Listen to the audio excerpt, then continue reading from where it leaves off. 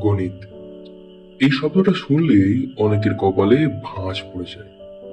মনে হয় এ তো আমার দ্বারা হবে না।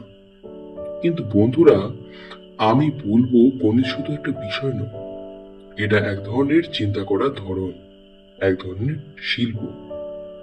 যখন তুমি একটা কঠিন অঙ্ক কষতে কষতে হাল ছেড়ে দিতে চাও, তখন মনে রেখো প্রতিটি ভুলের মধ্যেও লুকিয়ে আছে একটা নতুন শেখার গল্প। গণিত আমাদের শেখার ধৈর্য, যুক্তি এবং সমস্যা সমাধানের কৌশল। জীবনে সফল হতে গেলে এই তিনটি গুণ যে কারোর থাকা চাই।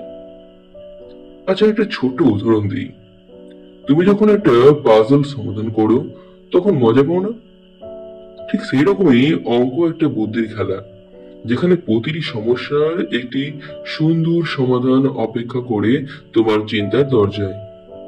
আর সেটা তুমি পারবেই, যদি হাল না ছাড়ো।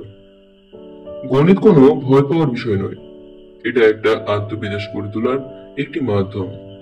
যারা গণিতে ভালোবাসে তারা শুধু অঙ্ক কষে না, তারা জীবনের সমস্যার সমাধানও করতে শেখে। তাই আজ থেকে প্রতিজ্ঞা করো, অঙ্ককে আমি ভয় পাবো না, বরং আমি অঙ্ককে ভালোবেসে জয় করব। মনে রাখো, math is not about numbers, it's about understanding. আর তুমি ঠিক পারবে, যদি নিজের উপর বিশ্বাস রাখো।